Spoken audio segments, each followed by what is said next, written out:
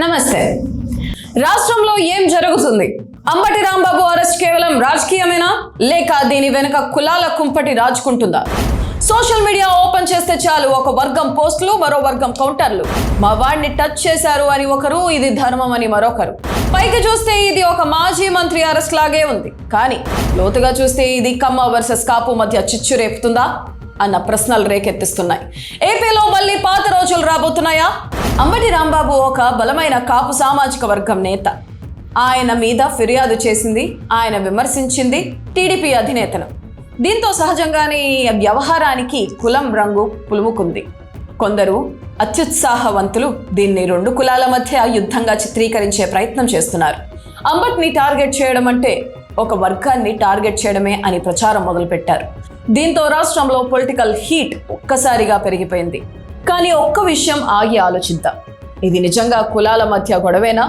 అంబట్ని arrest చేసింది చట్టం, ఫిర్యాదు చేసింది రాజకీయ ప్రత్యర్థులు. ఇక్కడ గమనించాల్సిన విషయం ఏంటంటే, టీడీపీలో కూడా బలమైన కాపు నాయకులు ఉన్నారు, వైసీపీలో కూడా బలమైన కమ్మ నాయకులు ఉన్నారు. చట్టం తన పని తాను చేసుకుపోతుందే తప్ప కులాన్ని చూసి కేసులు పెట్టదు కదా. ఒక వ్యక్తి చేసిన వ్యాఖ్యలు దాన్ని చట్టపరమైన చర్యలు మాత్రమే. దీన్ని రెండు సామాజిక వర్గాల గొడవగా మార్చడం కేవలం రాజకీయ స్వలాభమే తప్ప ఇందులో వాస్తవం లేదు. సోషల్ మీడియాలో ఈ యుద్ధం ఎలా ఉన్నా గ్రౌండ్ లెవెల్లో పరిస్థితి వేరు.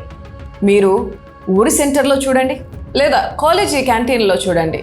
కమ్మ, కాపు, బీసీ, ఎస్సీ అనే తేడా లేకుండా అందరూ ఒకే ప్లేట్లలో తింటున్నారు. కష్టం వస్తే ఒకరికొకరు సాయం చేసుకుంటున్నారు. రాజకీయ నాయకులు వాళ్ళు అవసరాల కోసం కులాన్ని వాడుకోవచ్చు, కానీ ప్రజలు ఎప్పుడో మారిపోయారు.